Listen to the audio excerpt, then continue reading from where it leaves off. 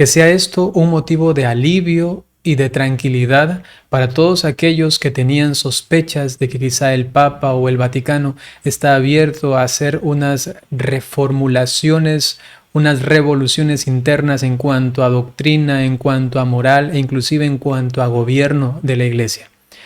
Por otro lado, que sea también un jalón de orejas a todas esas personas que desconfían del Vaticano, que desconfían del Papa y andan diciendo, en cambio, es que ya estamos en esta iglesia toda corrupta, siendo católicos, toda corrupta, y entonces está creando la nueva iglesia. Estamos aquí quedando el remanente fiel y entonces esa iglesia del Vaticano, del Papa, que anda toda desviada, ya no va a servir y nosotros sí vamos a ser la auténtica iglesia de Cristo. En definitiva, nos incumbe a todos, algo que abarca a toda la iglesia, puesto que todos teníamos los ojos puestos allá en lo que está ocurriendo en este camino sinodal alemán. Presten mucha atención.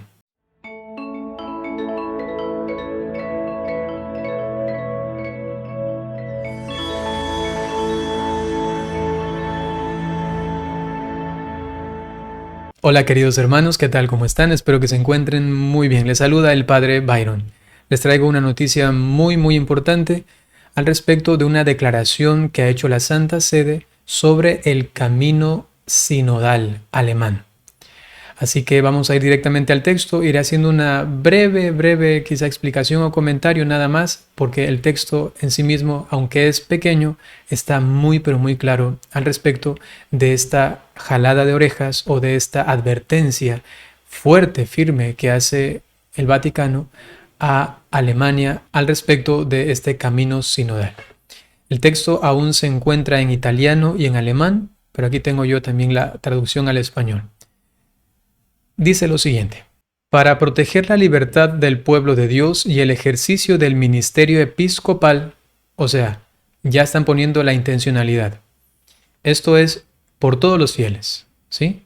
Tanto la jerarquía como los laicos, todos están incluidos en este mensaje. Parece necesario dejar claro que el camino sinodal en Alemania no tiene el poder de obligar a los obispos y a los fieles a adoptar nuevas formas de gobierno y nuevos enfoques de la doctrina y la moral. Toca los tres temas importantísimos que en ese camino sinodal quieren cambiar. En cuanto a las formas de gobierno, se propone en este camino sinodal, por ejemplo, que hayan párrocas, es decir, que mujeres sean las que lideren la parroquia y el sacerdote solamente se encargue de celebrar la misa o los sacramentos, ¿no? En el caso, primero, de gobierno. Luego, en el cambio doctrinal, que también se puede abrir paso a que sean párrocas, pero a la vez sacerdotisas, por ejemplo, ¿no? Y allí entran muchas otras cosas a nivel doctrinal que son realmente aberrantes. En el cuanto al nivel moral, exactamente lo mismo. La moral sexual, cambiarla, hacer allí toda una aplicación a lo que exige la sociedad actual en temas de anticoncepción y de tantas otras cosas, relaciones íntimas, ¿no? Entonces, la Iglesia Católica con esta declaración está diciendo, a ver, no pueden obligar absolutamente a nadie. Si están haciendo una especie de camino sinodal alemán, a ver, tengan en cuenta algo. Los sínodos no tienen nunca el poder de cambiar cuestiones de moral ni de fe. Nunca. Los sínodos siempre son solamente consultivos. ¿Qué significa esto? Que ellos preguntan a todos, ya sea un sínodo solamente episcopal o en este caso, como ha sido en teoría, con todo el pueblo de Dios, se consulta respecto de algo y luego el que tiene la última palabra siempre es el Papa. Lo que sucedió en el sínodo amazónico. Que por ahí ya habían voces que decían el Papa va a aceptar el sacerdocio ni sé cuánto, aquí, acá, y a la final, aunque propusieron eso, porque es consultivo, el Papa determina las cosas y él dijo, no, sencillamente eso no. Con esto se le está recalcando a este camino sinodal alemán dos cosas, que no pueden imponer a los fieles ya, ni siquiera ha sido aprobado por el Vaticano, y ni siquiera lo será. Y segundo, que recuerden que es una cuestión solamente consultiva, que no tienen la última palabra para nada, ¿no? Ya por ahí escuchaba a una feminista alemana diciendo, bueno, nos ha pedido eso, igual no lo vamos a hacer. O sea, decía ella, el camino sinodal aquí va a continuar como siempre. Veamos, ya después de este jalón de orejas, si es que persisten en lo mismo, es lo que viene a continuación. Ya hablan de la ruptura con la iglesia. El Vaticano ya habla evidentemente de un cisma. Si es que permanecen allí contumaces en algo que va en contra realmente de la fe, de la moral, en este caso también mencionado en esta situación alemana, de la estructura de gobierno. No sería lícito, continúa el texto, iniciar nuevas estructuras o doctrinas oficiales en las diócesis antes de un entendimiento acordado a nivel de la Iglesia Universal, lo que representaría una herida a la comunión eclesial y una amenaza a la unidad de la Iglesia.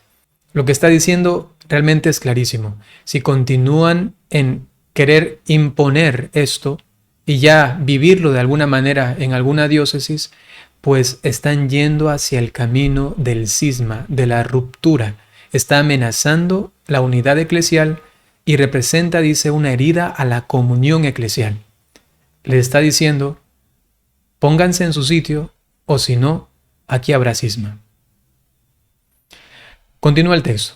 Como recordaba el Santo Padre en su carta al pueblo de Dios en su camino a Alemania, es una carta que enviaba justamente el Papa a todo el pueblo alemán, la Iglesia Universal vive en y de las iglesias particulares, así como las iglesias particulares viven y florecen en y de la Iglesia Universal.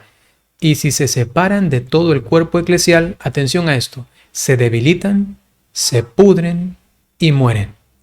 De ahí la necesidad de mantener siempre viva y eficaz la comunión con todo el cuerpo de la Iglesia. No hay nada más claro que esto, ¿no? A continuación es lo que la Iglesia espera de este comunicado, de esta declaración, como respuesta de este sínodo alemán.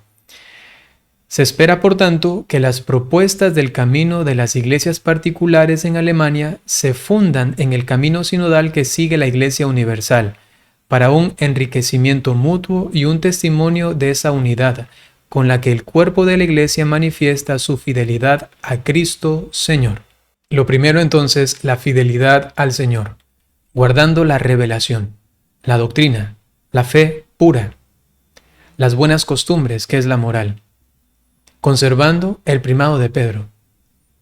Diciendo entonces, como resumen de todo esto, sería: la Iglesia Católica hace una advertencia a este camino sinodal alemán al respecto de las cuestiones de gobierno, de moral y de fe.